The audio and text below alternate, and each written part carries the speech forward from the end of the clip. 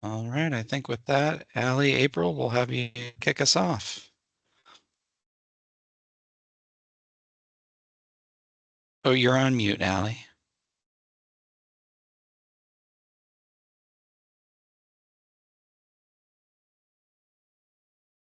That's okay. I'll welcome everybody while she's unmuting or trying to figure out connections again. But just welcome everybody to our peer-to-peer webinar. Um, Today, we're going to be talking about strategy and teams. Um, yeah, so we appreciate you joining us. As always, please make sure to feel free to ask questions. We put any insight in the chat that you might have because we really want this to be, us talking with you and you guys talking back with us. So please, feel free to do that. Hey, just a brief overview agenda. Hopefully you can hear me now. Sorry about that. Okay, awesome. So as April had mentioned, we're going to be briefly discussing some strategies for getting started on grants, even when you don't have necessarily a grant slated in your organization that you're looking at. I think now is an optimal time when we look at some of the pausing that's been happening to do some house cleaning and some kind of awareness around our organization and just really getting to know what our strong suits are. The hub will also be discussing a new opportunity. I won't spoil anything so that they can have their surprise at the end there, and then updates on upcoming events as well as an opportunity for Q&A. So we've got a lot of information and not a lot of amount of time, so we're going to try and be efficient this afternoon. Okay, so some of the goals that we want to cover today, we want to understand grant planning, which revolves a lot around our internal capacities and understanding the resources that we have available within our organization, as well as developing a strategy for an approach to when opportunities do become available.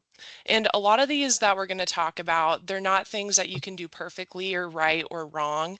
They're just to kind of get you thinking about when these opportunities come up, what are the best ways we can start thinking about these opportunities before they come on our plate and we have 2 months to start working on an application. So this is really just trying to get us thinking through some opportunities to engage with our internal and our external stakeholders and understand better what we're working with as a community. And so further breaking down a grant strategy, these can look different for organizations, but there are 5 primary facets that we want to focus on today: organization assessment, priority setting, resource planning, timeline development, and measurement and evaluation. And we'll get into more of the details on that in upcoming slides.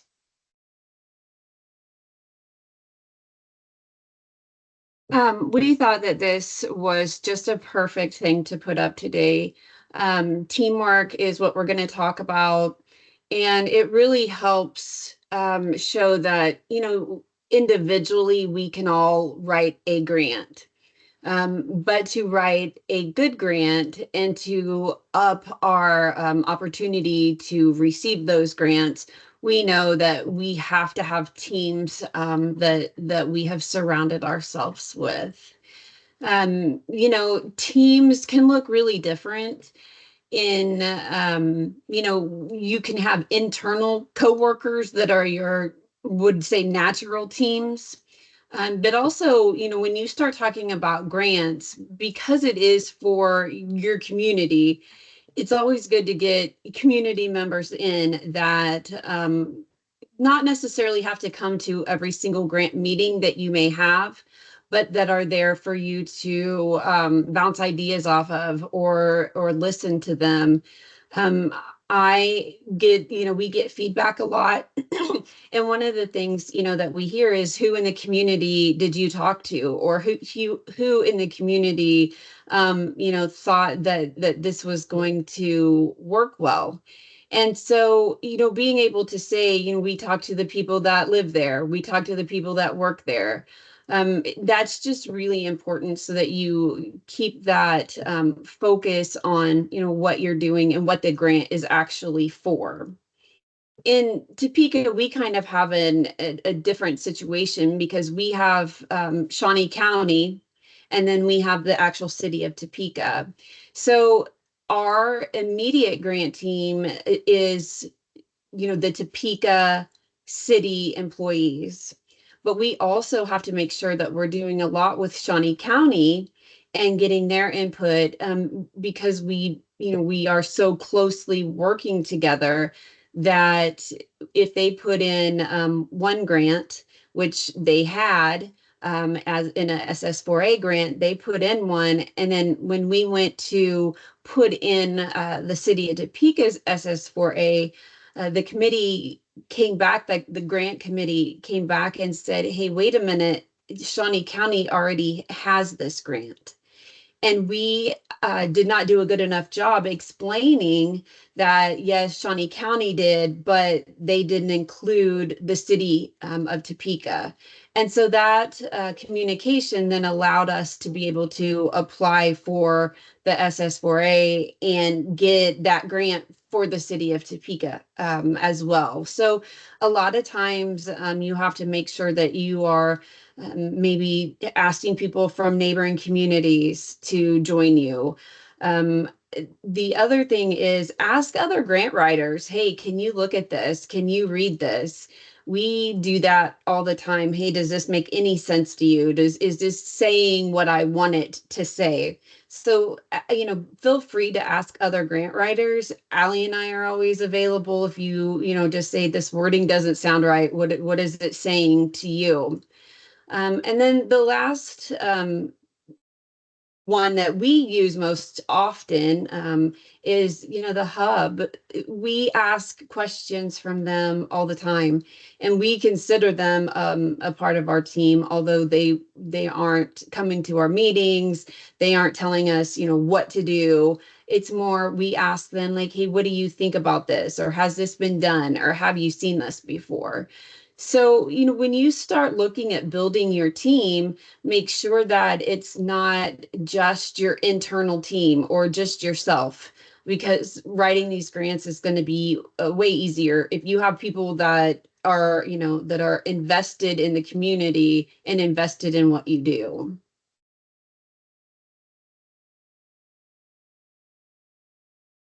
So I just want to take a minute to look at what the Topeka's grant team looks like. We are going to have some future sessions on more in-depth how to build your grant team, what that should look like. So we'll talk about that more in a couple months. But I just wanted everybody to be able to see kind of how the city, how we have our setup. And so I know a lot of people that we've talked to said, yeah, it's easy for the city. You've got all these employees. You're a big city. You have, 1,000 employees.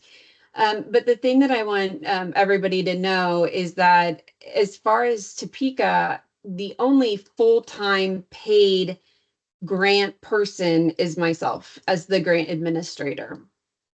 Now, we have amazing team members from different departments that have either said, oh, that's really important to me. I want to learn how to write grants, or I want to be a part of this.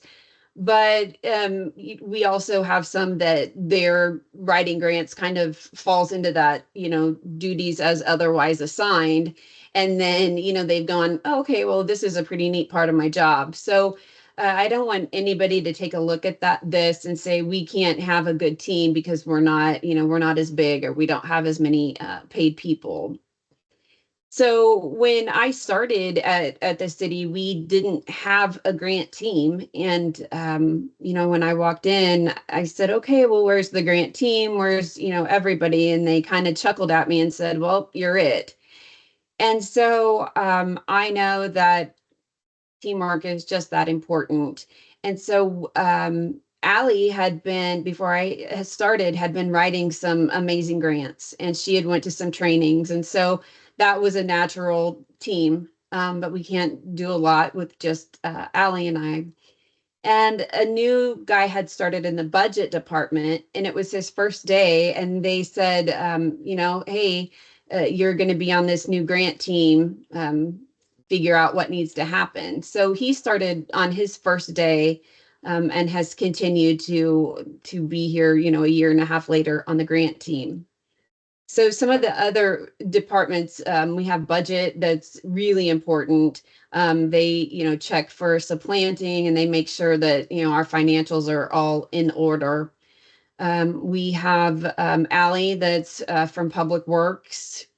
We have somebody on from utilities that looks at grants and tries to find grants for our water department. The same with housing. And then we have someone over at the police department. So that's not everybody. Our grant team now is anywhere, it's about 15 people that come every couple weeks for our grant meetings and that we talk to about.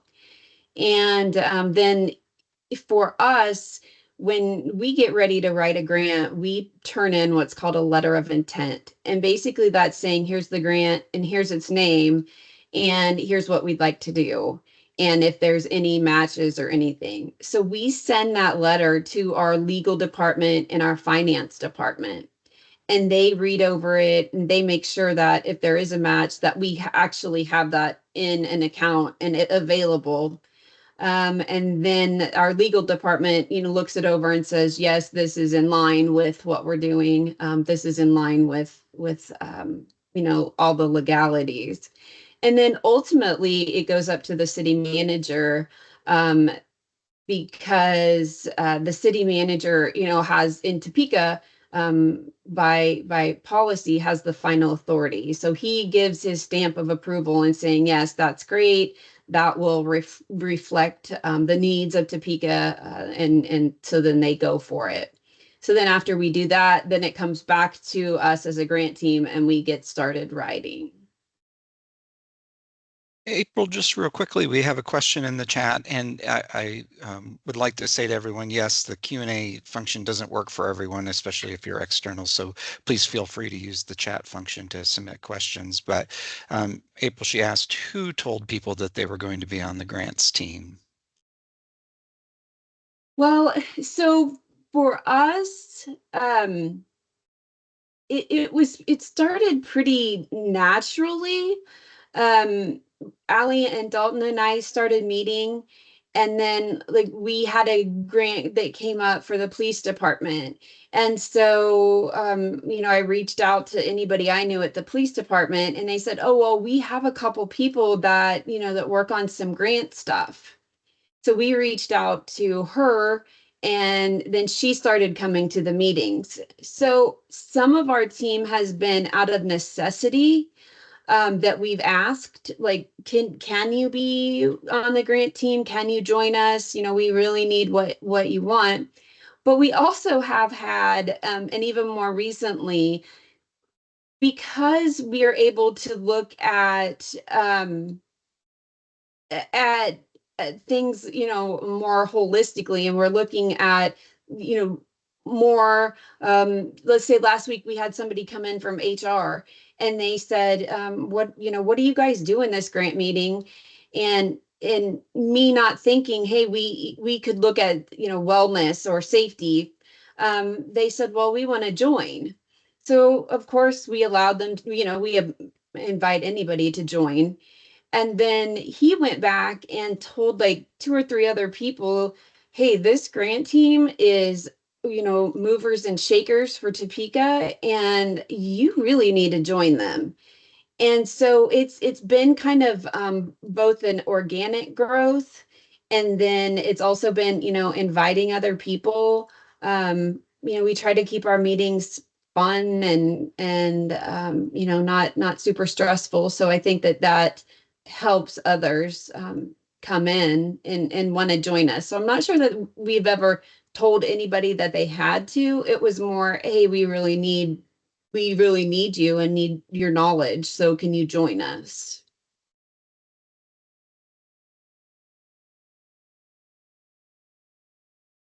Awesome. And so I'm going to move on to a couple other facets of a strategy. Teams are very important, and teams can also be those not located directly on your grant team, but those inside your organization that have institutional knowledge, and they're able to understand better what the needs of our organization are. So it's not only quantitative, but these are resources that you might hear day to day, like, oh, that's our bridge guy, he does our bridge inspections, or that's our guy who pulls cores for us. And those are all very valuable pieces of information because they know what to look for down to the literal street level. So it's important to get to know your organization to better tell the story and to also be able to tap into those resources. And of course, speaking of resources, funding is a big one. That's probably the one that you want to be most conscientious of before applying for grants.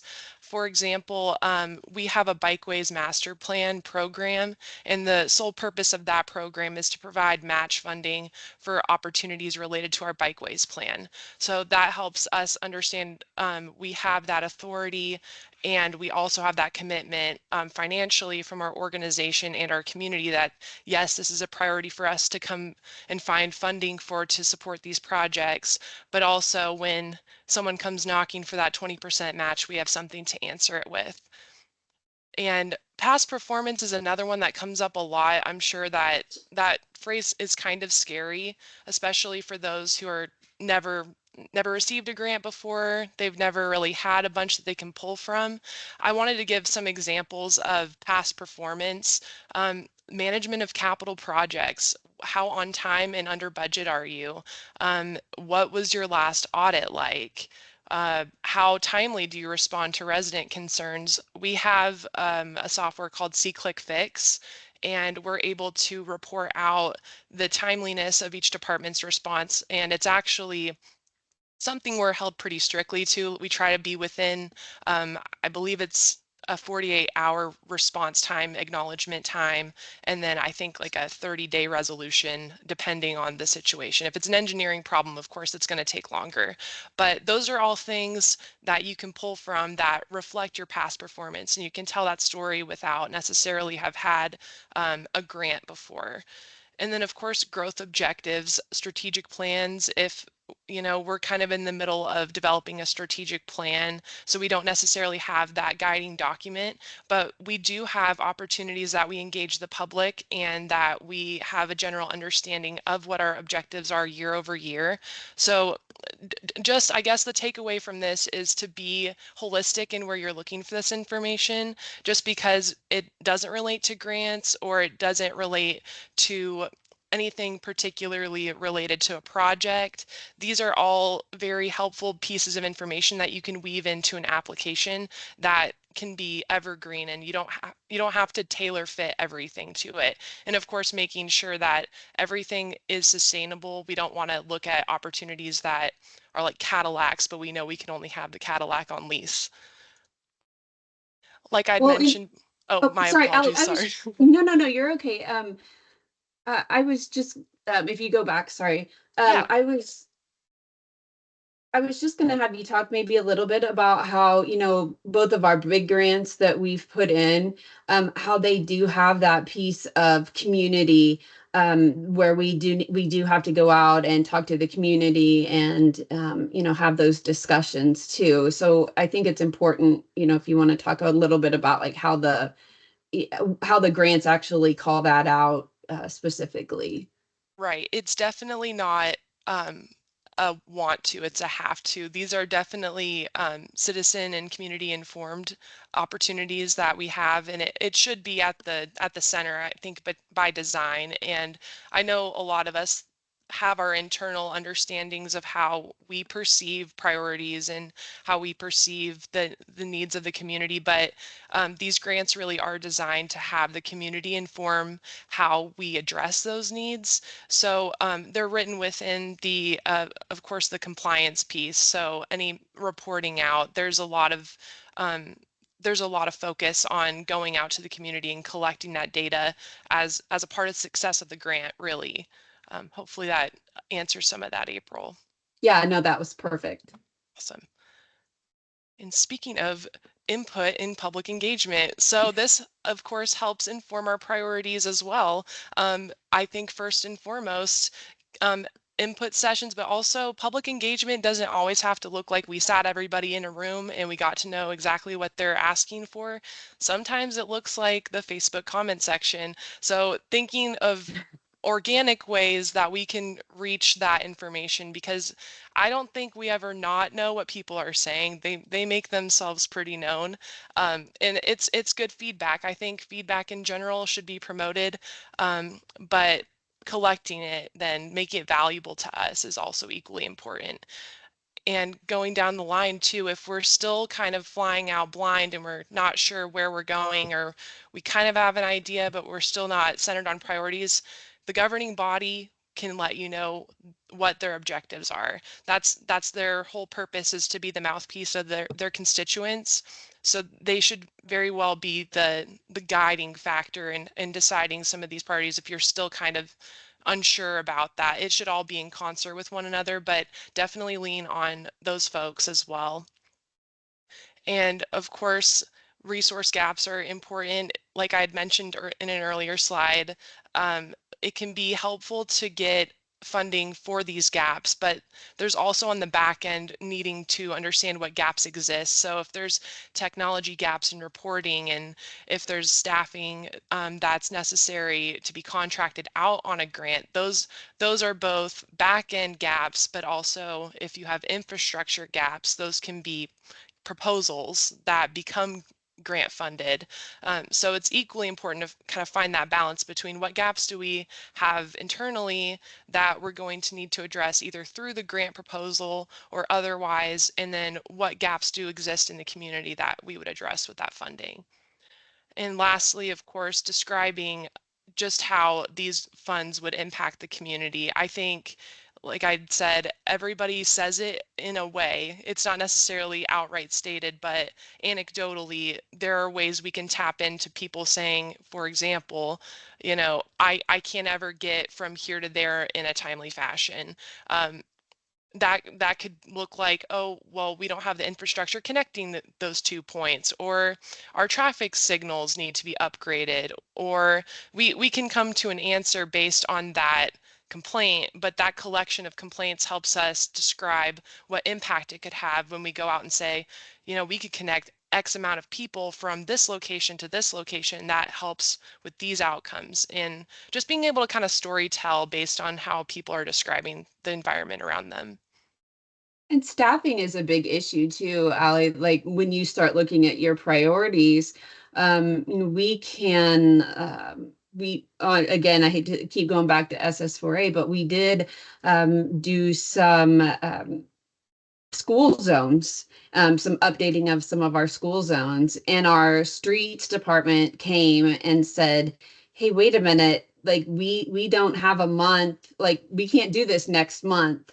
And so, we had to talk to them about, what are your staffing needs? What would that look like? Oh yeah, sorry, SS4A, somebody asked, Safe Streets for All. But so then, there are some grants that look amazing and have a ton of money, that you could bring in. But if you don't have the staffing to do it, there's no real reason to put it as a part of your priorities, because it's going to end up causing more issues than good. Absolutely. And I do think that going back to just having an understanding of your organization, that's critical when it comes to timeline development. And that's something we'll talk about too. Being realistic about those things. And so if you think you can get something done in a month, but you go to someone else and they say, I have the staff that we can do it in 4 months, it definitely changes the narrative a little bit. So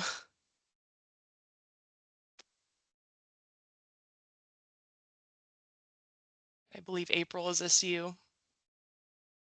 Well, it can be, and it kind of, I guess, goes into what we were just talking about, capacity, and not just of staff, but of, resource capacity of, do you have everything that you're telling your grantor that that you're going to do? Because you can tell them you're going to do all kinds of things, and then when they grant it, and then you have to go back and go, well, we don't really have the staff to do this, so we're going to need to switch our money around, move our ask around. It just doesn't look good. So when you start looking at your grants, you have to really look at what are your needs, what are your needs and what do you have. And we have had to, not write some grants that were, multi-million dollar grants because we had to be accepting of the fact that we did not have internal staffing at this point that could do it. So then we would set it to look at again next year or maybe even in 5 years.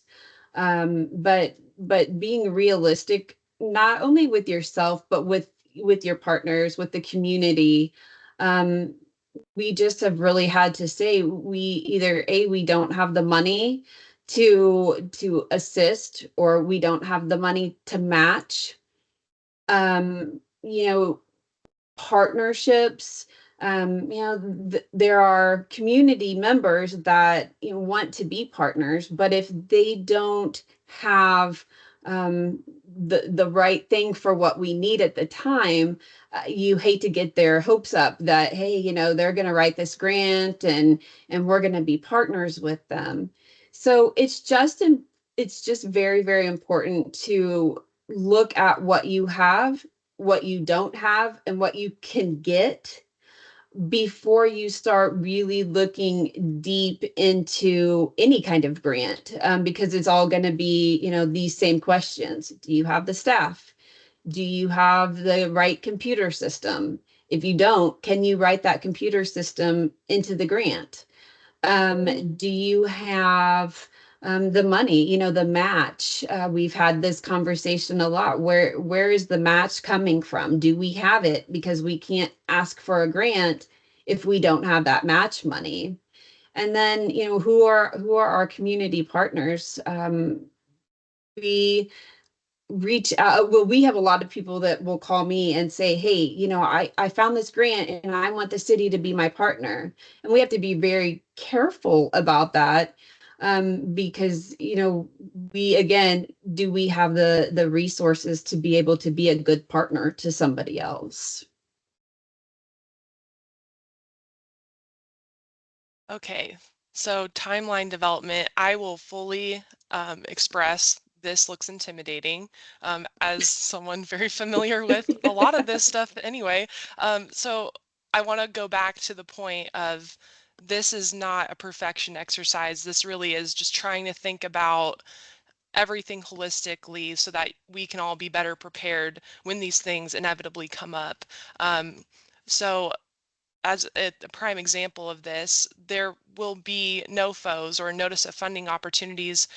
They remain generally the same. However, there are times where priorities shift and things may look a little bit different. So having an understanding of that window when applications do become available, just factoring in that time of, I know things might be different when I look at this document next year. So not necessarily is there a right way of doing this, but just having that in the back of your head that I need to set deadlines for a lot of things. I need to make sure we have internal approval through the city manager's office. And in the back of my head, I also know that we have a DocuSign process that if anybody is familiar with DocuSign, you know how that goes.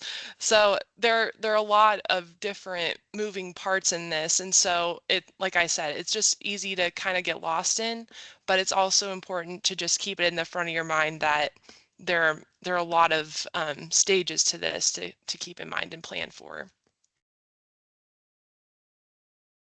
Another thing to be aware of for any grant, there's going to be things that the government's going to want you to track. And so being aware of, for each project, what can you anticipate to be tracking?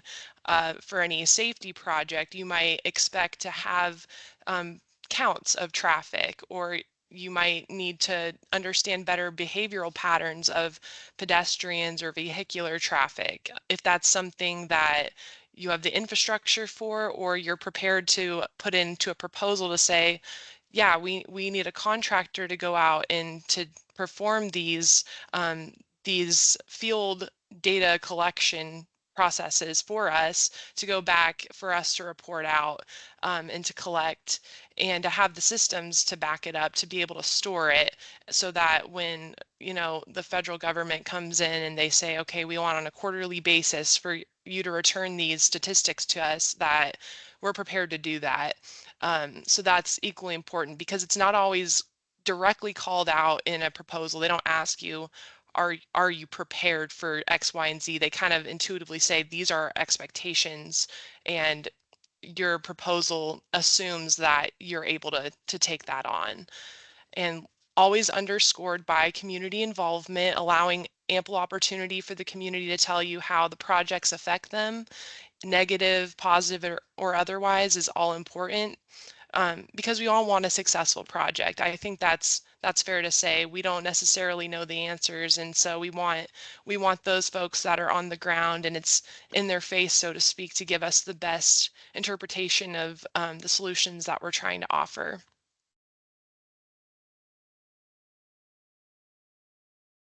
Okay, so we're going to talk about some of the tools that you can put into your toolkit, like mentioned many times now, that you don't need an opportunity right in your face to plan for a lot of these things, but just understanding when those times do come up, that you're prepared to react and respond accordingly.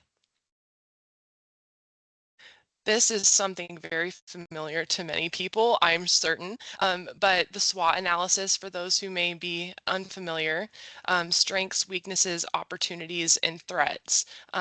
This is very helpful in just kind of brain dumping a lot of the things that you're thinking of an idea, or you're brought an idea, and you're able to kind of differentiate what are some opportunities for us to do this better, what are the strong points of an opportunity. Going back one more time to the Safe Streets and Roads for All grant, one weakness could have been seen as there are two jurisdictional proposals in this area. So we have Shawnee County and Topeka, but it actually was a strength to be able to say that we're coordinating our approach to safety in our region. So you can kind of outline some of these things. Of course, a threat being sustainability or things of that nature. Sometimes they might not be positives, but it helps kind of articulate in your brain what are some of the things you can anticipate being a hurdle when you go for applications. This is equally helpful in my opinion. So a capacity assessment matrix will allow for a bit of a strategic plan to gauge where we're at as an organization. So we have different types of areas or tasks that are related to grants, and an honest rating of where we're at. And that can look like a 1 to 5, a 1 to 10, just to give you an idea of this is kind of where we feel we stand and some opportunities to improve that score. So what does that look like? Does it look like training? Does it look like we need to standardize some processes? A lot of these things could look like, well, that costs more money than we're able to spend right now. But there are opportunities that might be collaborative, that are online resources that are free, and could be watch this video as a team, and let's get on the same page about how we can make this a productive process. Like April mentioned, we had revised our process for getting these grant applications approved internally, and so that looks like a policy. And so building a policy to build efficiency helps us with grant management in general.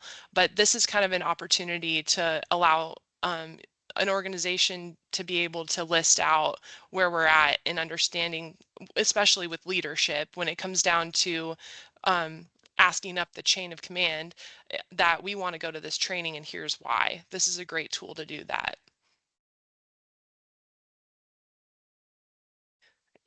It also helps to outline each individual step. I know, again, this is overwhelming for many people, but if you're anything like me, I like to see things listed out in a visual format. And so this helps think about just what we are going to be running into. These are pretty standard across all grants. So project fit, does it match up with our organizational goals? Do we have the capacity for it? Sometimes no is the right answer, and this kind of allows us to be able to say, It might be a strong no, or it might be maybe or a not right now, but this helps kind of understand better where we're at. And like I said, it's not a perfect exercise. You might have the initial planning and you might not have the technical readiness on some fronts. So let's say you're pending a NEPA review on some things. That doesn't mean you're ineligible to continue. That just means you write in your proposal that you're anticipated to have that completed. So there are ways around a lot of this, but this is just to visually gauge where you're at.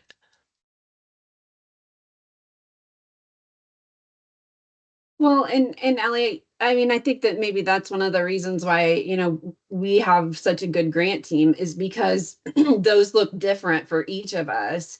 So, for me, I get my sticky notes out and I kind of build on my wall, things I need to do and what my sticky notes say, and then I put them down. And I have on my calendar every day, like, hey, here are the things that you need to do or you need to remember to do.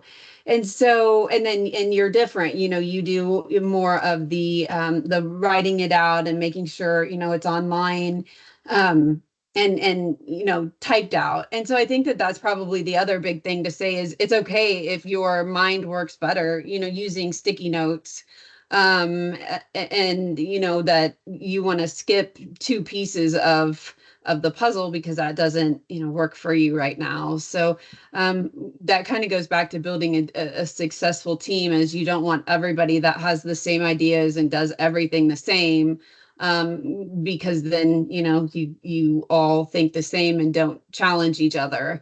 And so then a lot of times we'll meet as a grant team and kind of dump everybody's thoughts out on the table, and then that allows us to start making those grant plans.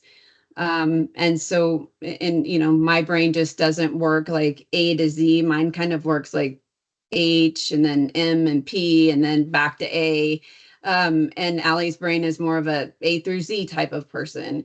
And so, that's okay. Just figure out what works for you, and make sure your teammates know that, because I'm sure if we didn't, I would drive everybody crazy, when I just start at whatever, M, and they don't understand that that's just kind of how my thought process works. So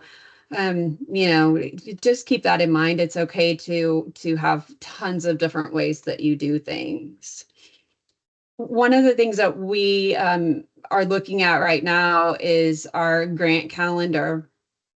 And they're really hard to do. Grant calendars are, because, and especially now, you may have had 10 grants on your calendar.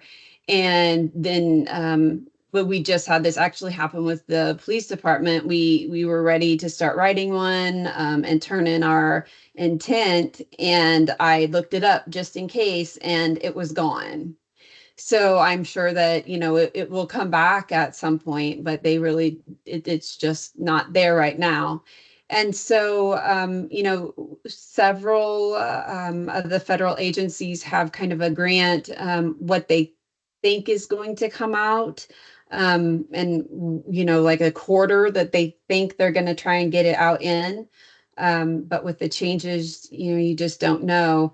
So if you can start building your grant calendar now, based on the grants that always every single year come out in November, and they may not be out yet, but what you're looking for then come, November. And so I go over my grant calendar every day just because it's easier for me to remember and look at what I'm doing. I have like the governor's grant portal, and so I look at it every day because there's some grants that are out now and some that aren't. And so really just knowing where you need to go to get your information for your grant calendar is very important. And then right now, as we always talk about, it's great to make a timeline and it's great to make a calendar, but just be prepared for changes and for a NOFO to come out, and it's due in 2 weeks. Your grant proposal's due in 2 weeks. or it may be completely taken out of the system, and you wait for another couple months to see it pop back up again.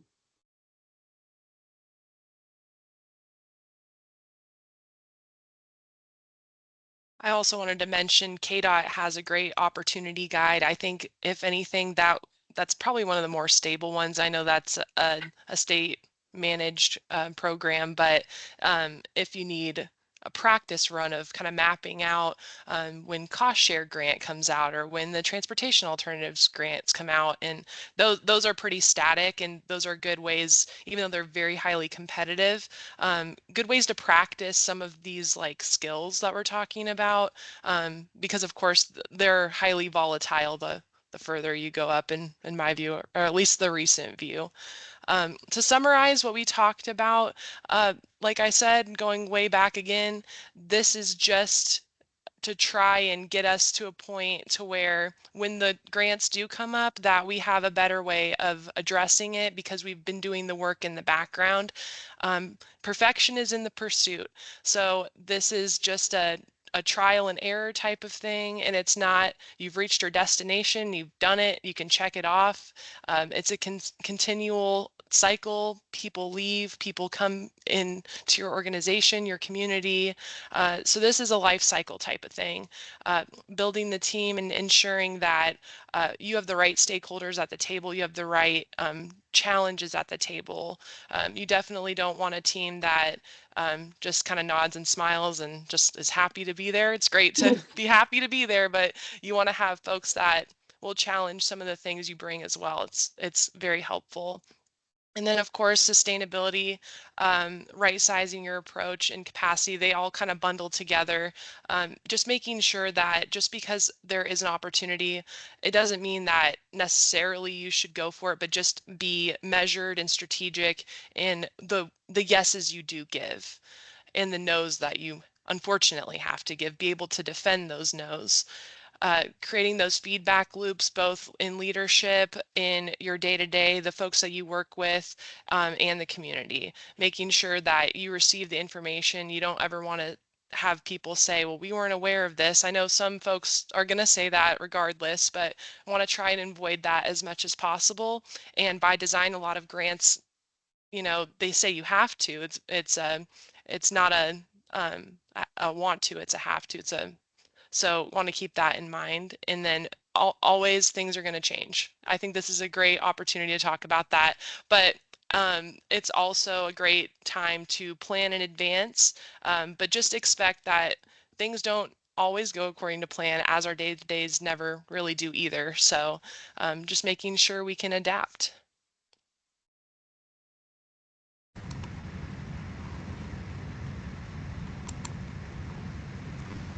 Okay, thanks, April and Allie. Really good words and good advice. And yes, things change, and we're going to talk a little bit about that.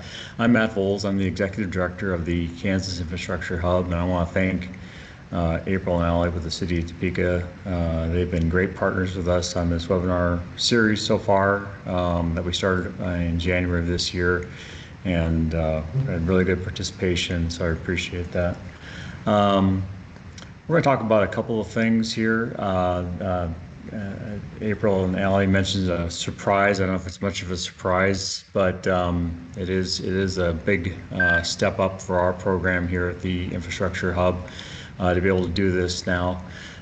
We've got a couple of different ways that we've been trying to assist our communities here in Kansas since we started the office. One is with our great technical assistance team, which we have folks assigned all over the state of Kansas, and many of you take advantage of that and utilize them to help you find grant programs, research grant programs, try to match up your project to a grant program.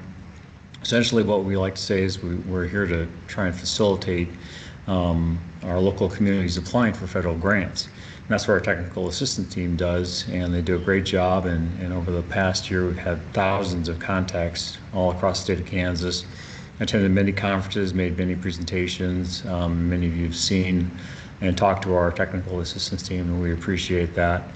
And the reason we do that is just because one is that some of the hurdles that we face here in the state of Kansas, that our local communities don't have a lot of knowledge and experience about grant programs. And again, that's how we mitigate that, is through our technical assistance team.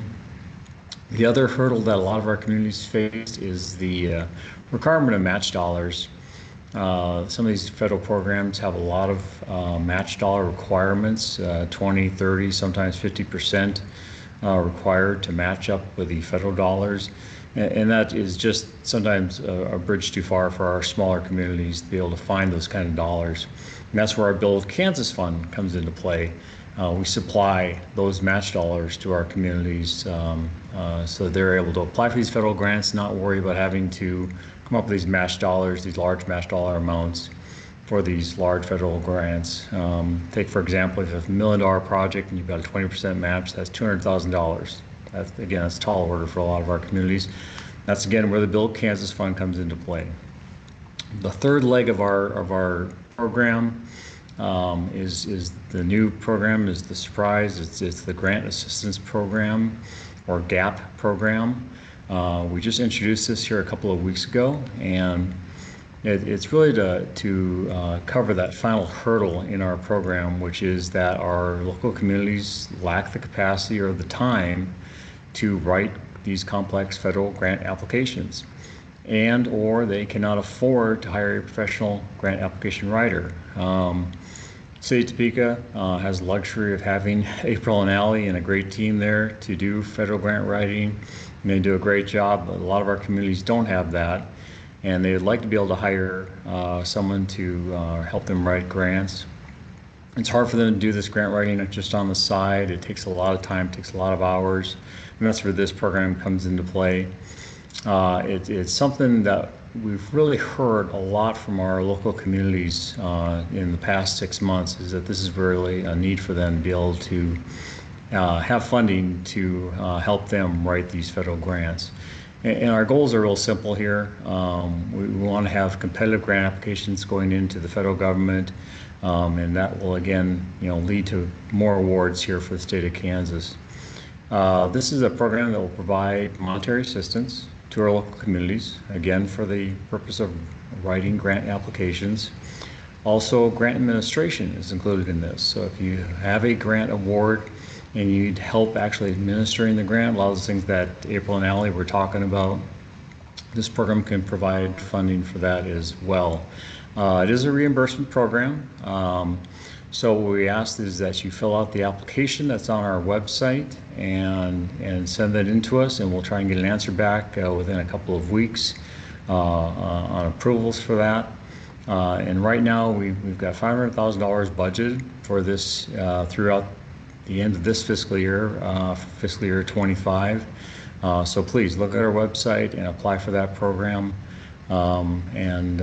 We'll get some good quality applications going into the federal government when those programs do open up, as we mentioned earlier. We'll talk about that here in just a little bit.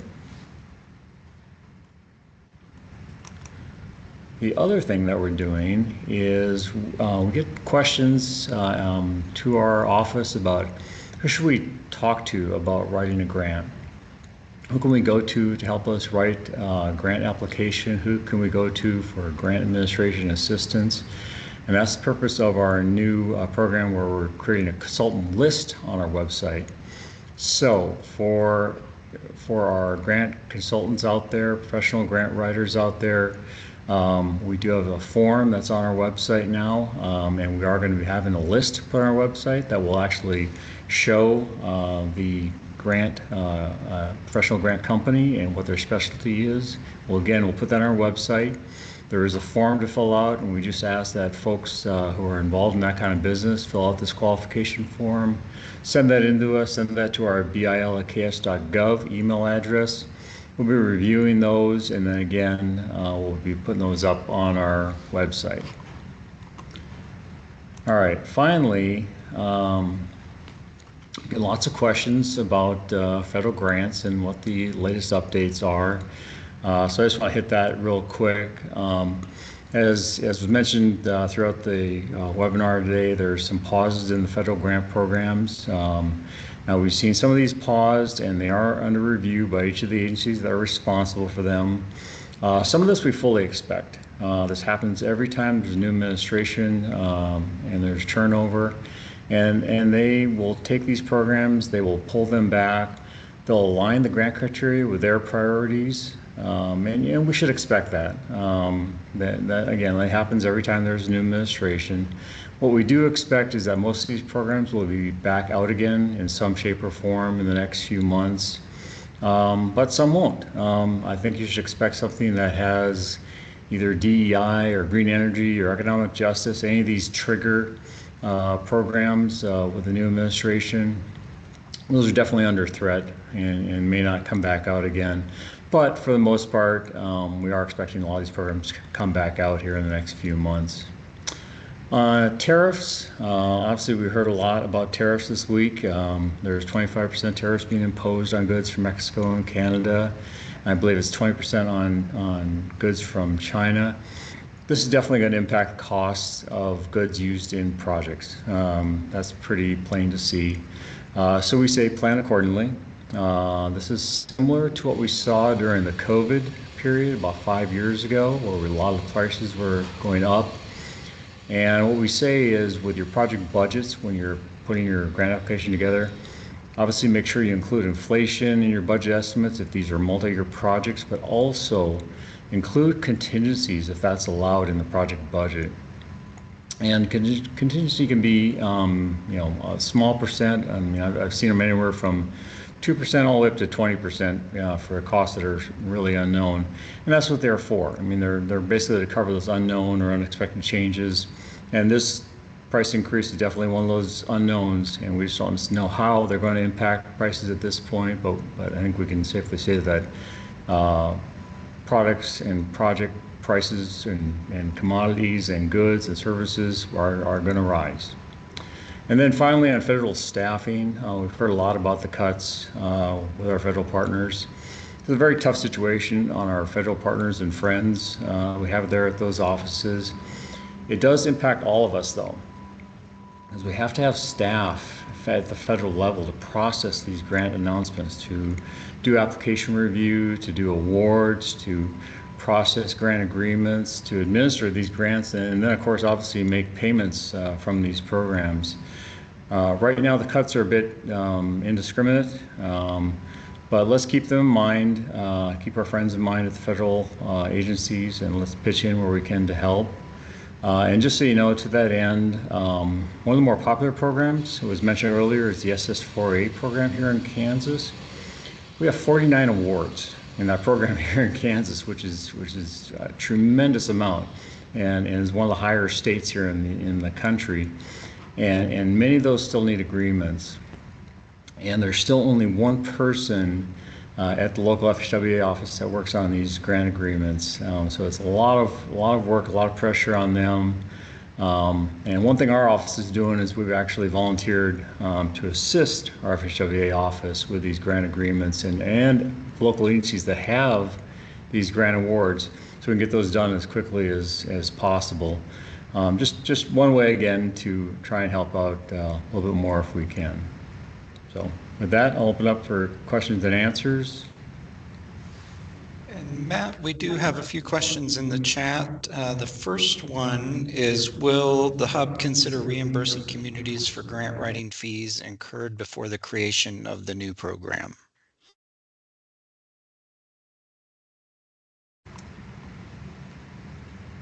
Okay, Jason, could you repeat that question again? It was a little garbled. Sure. Sorry. Will the hub consider reimbursing communities for grant writing fees incurred before the creation of this new program? Yeah, unfortunately not, because you do have to apply to the program, and it does go through a review process with our steering committee, and then it has to get approved for that. So at this point, we can't do any retroactive reimbursements.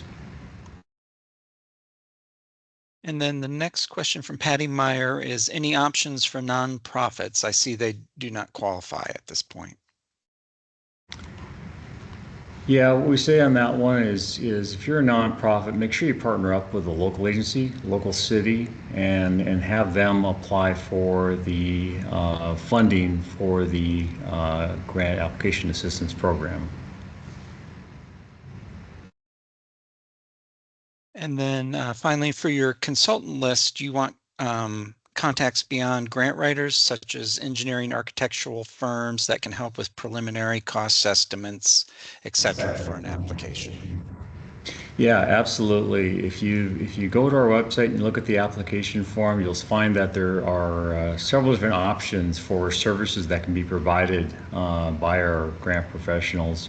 Ranges from grant writing to benefit cost analysis to general advisory services, even graphic services, if that's what you want to provide. And again, we'll list your firm, and then we'll list what your specialty is, and then if someone asks a question about who can they go to, we can refer them to that list, and they can pick and choose from that list and make calls and find a good fit for them.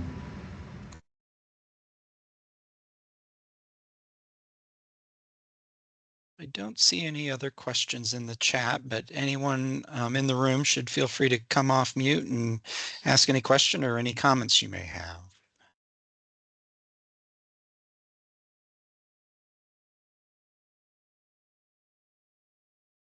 Well, it looks like we don't have anything else. With that, we're almost at time, so we can move forward. We just have a couple announcements at the end here. And Allie, you can go to the next slide. The first is just our upcoming infrastructure summit. It's going to be held in Lindsborg, Kansas on April 23rd.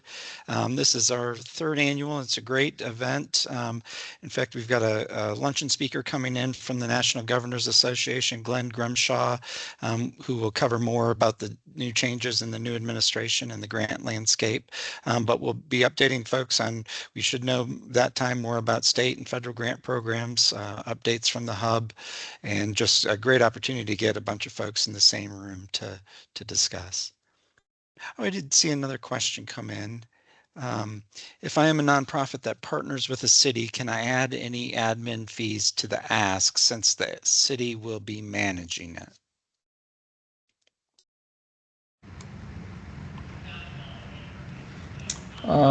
Yeah, I mean, I think, that's going to go into your grant budget itself. And fees for administration of grants is typically qualified expense for most grant programs.